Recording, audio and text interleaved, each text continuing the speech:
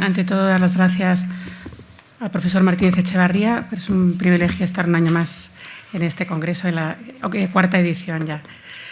Bueno, como vamos con tiempo limitado, comienzo entonces con el objeto de mi intervención, si bien se habrá dicho ya a lo largo de la jornada de ayer y de hoy, pero sí que me gustaría hacer una pequeña puntualización para situar, porque la regulación es muy limitada, como ya ha comentado el profesor Envid, pero me gustaría hacer una pequeña introducción antes de aterrizar en la regulación. Entonces, cuando hablamos de la figura que nos ocupa de las B Corporations, hay que antes dar un paso atrás y hablar de lo que son las empresas con propósito, ¿no? Entonces, estas empresas son, que luego nos va a permitir entonces entender lo que vamos a decir, todas aquellas empresas que sí que tienen ánimo de lucro y que buscan de una manera proactiva generar un tipo de impacto positivo, que se suele llamar, pero luego vamos a ver a qué nos estamos refiriendo con esto, ¿no? Con lo cual, estamos en definitiva ante unas figuras que lo que pretenden es resolver de una manera explícita una problemática de tipo social o de índole medioambiental, que es lo que constituye precisamente el propósito de esa organización, ¿no? Combinado, por supuesto, con el ánimo de lucro. Entonces, dicho esto, bueno, pasamos, no me voy a detener en las características de las empresas con propósito, pero sí que voy a dar una nota respecto de la definición negativa, lo que no es una empresa con propósito. O sea, las empresas con propósito son, por tanto, o sea, lo que no son sociedades de capital que no tienen cabida en unos listados o números clausus que ya están recogidos en la normativa vigente. Es decir, antes de la regulación actual, de la que voy a hablar después, tenemos, por ejemplo, la Ley 5/2011, ¿no?, de Economía Social, y las descarta como organizaciones de economía social. ¿Por qué? Porque es un tipo diferente, como vamos a decir a continuación, ¿no? Es decir, el modelo de las empresas con propósito, en definitiva, no encaja exactamente, por ejemplo, en las figuras de números clausus de la Ley de 5/2011, y sí que, a que yo había puesto un poco atrevido lo de que no encajaba exactamente en la Ley de Sociedades de Capital, sí que encaja, porque efectivamente es una SA, es una SL, pero lo que se pretendía era dar un paso más allá, que es lo que precisamente se ha dado con esta regulación nueva, a la que me voy a referir después. Lo que sí que creo también interesante es cuando hablamos de la empresa con propósito, tenemos también en mente la estrategia de responsabilidad social corporativa de las empresas, que de alguna manera ha quedado superada. Es decir, si nos vamos al modelo de empresa con propósito, parece que se da un paso más allá de la responsabilidad social corporativa. Es decir, ahora lo que se va a pretender es definir precisamente una triple sostenibilidad, que va a ser económica, ambiental y social, y por tanto la empresa, la compañía, se va a obligar de facto a generar ese impacto positivo en sus objetivos en estos tres aspectos. Con lo cual, queda de manera, yo creo, clara, ya superado el concepto de responsabilidad social corporativa, entre comillas, porque de facto en el Código de Buenas Prácticas, en su última modificación, el Código de Buen Gobierno de compañías cotizadas, sociedades cotizadas, año 2020, la última modificación, ya parece que se emplea más el término sostenibilidad que el de RSC, ¿no? Con lo cual, pues yo creo que es interesante ver que el modelo de propósito de estas empresas da ese paso un poco más allá de la RSC. No me voy a detener en los demás conceptos porque sé que el tiempo es limitado, y paso directamente ya a lo que es la B Corp y cómo ha quedado reflejada la regulación actual en España. Estas empresas, ya se ha dicho por activa y por pasiva, pero bueno, como es el objeto de la intervención, pues no me queda más remedio que volver a insistir. Las B Corps o empresas B son empresas que cumplen altos estándares de desempeño social y ambiental verificados, es decir, que son contrastables, que son evidenciables, y además altos estándares de transparencia. ¿Por qué? Porque realmente no va a valer simplemente con un compromiso, sino que ese compromiso va a tener que ser trazable y evidenciable y, por tanto, reportable. Va a haber después un reporte de información, como ya estamos habituados a ver desde la Ley de 2018, cuando se habla de la Ley de Información no Financiera, ¿no?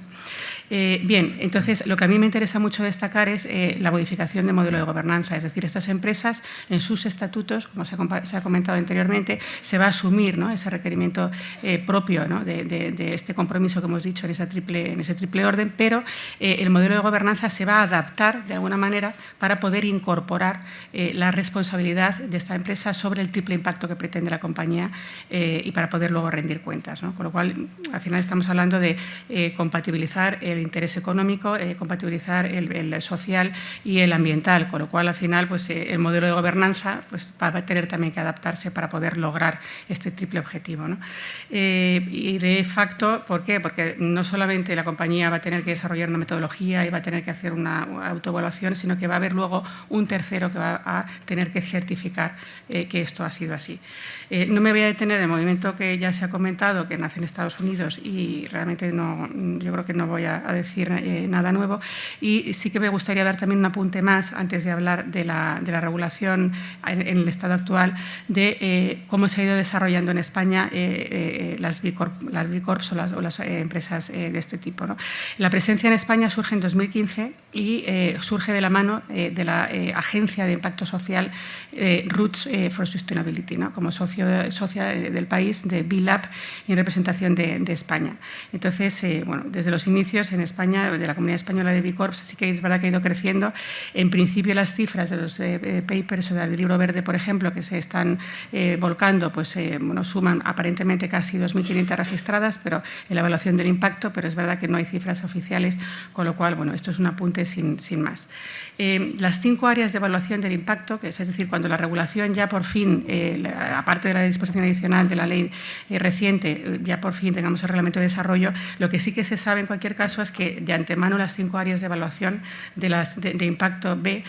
están definidas, ¿no? Son la gobernanza, son los trabajadores, la comunidad, el medio ambiente y los clientes, ¿no? Con lo cual ya vamos teniendo pistas para cuando llegue ese reglamento de desarrollo de qué áreas van a tener que plantearse estas compañías o estas empresas para tener absolutamente bajo el foco de su propio control para poder ser evaluadas, ¿no?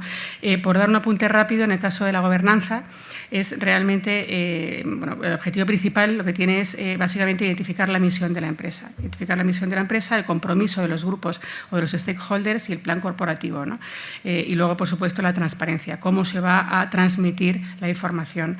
al público en general y a los organismos reguladores en particular. En el caso de los trabajadores, por ejemplo, aquí lo que tendremos que terminar encontrando son métricas, que es el gran reto en todas estas cuestiones. Realmente es que estamos hablando de aspectos todavía no muy aterrizados, con lo cual hay que dar indicadores.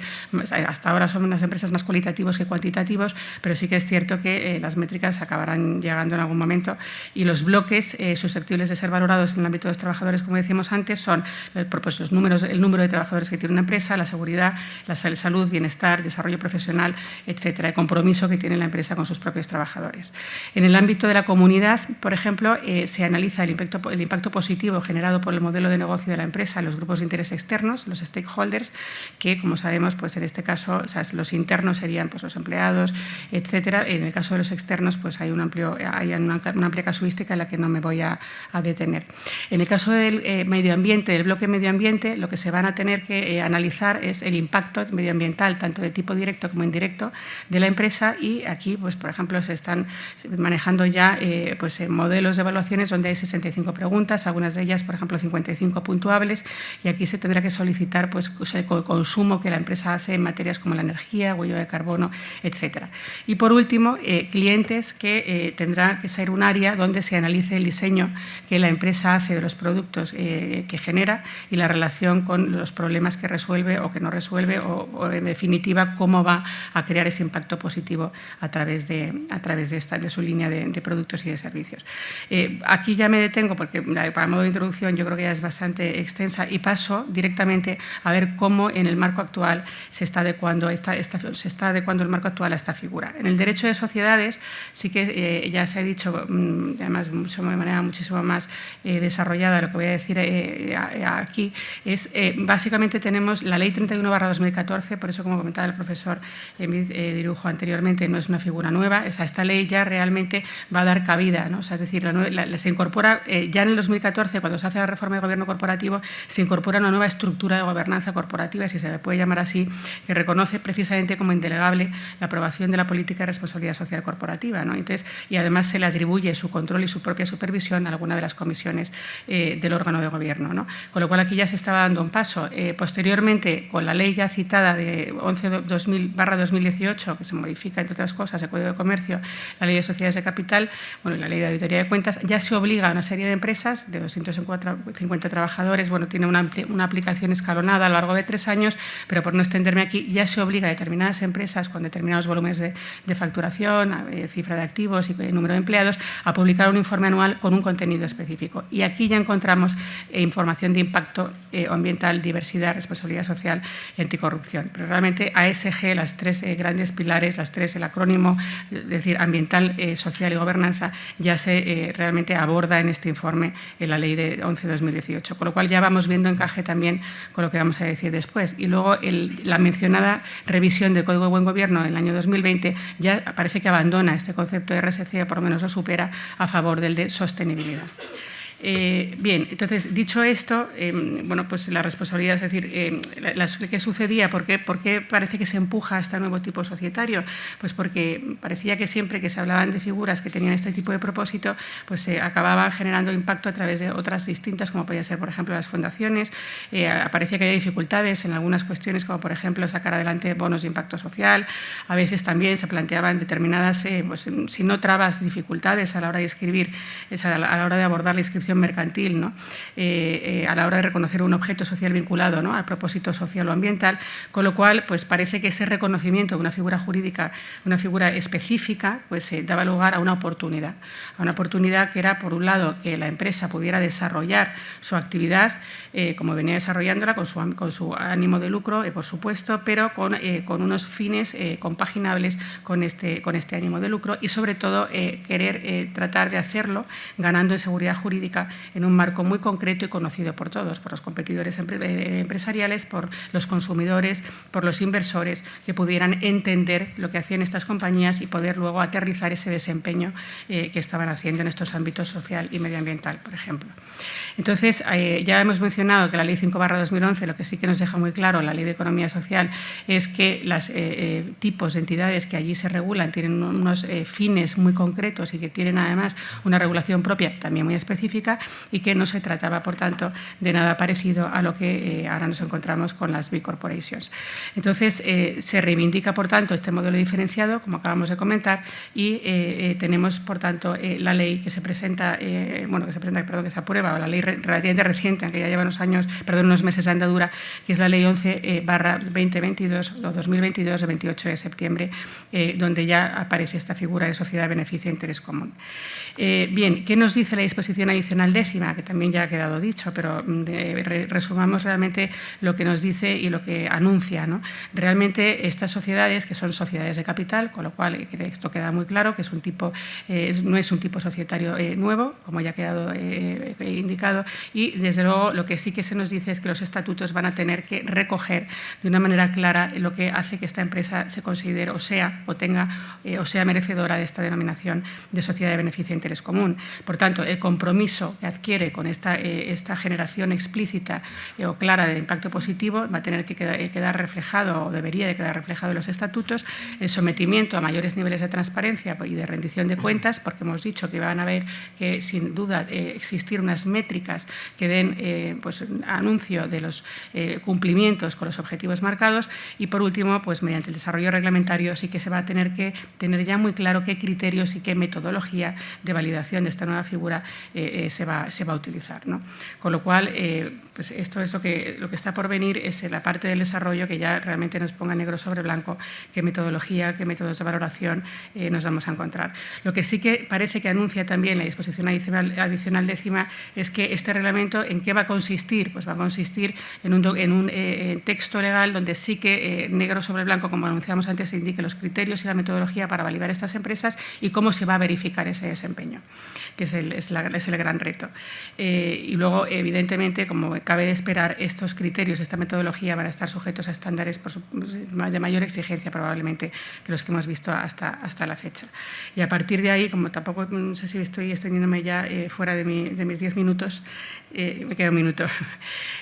Lo que sí que me gustaría terminar diciendo es que, bueno, pues, que esta figura, una vez que quede mucho más regulada, pues parece ser que la acogida va a ser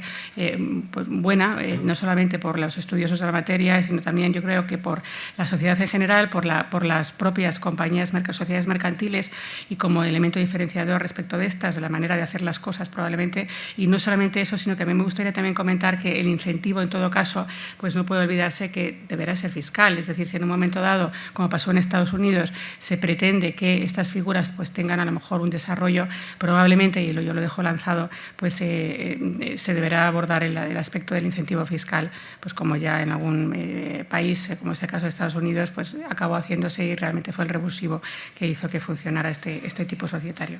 Pues aquí dejo mi intervención. Muchas gracias, Teresa.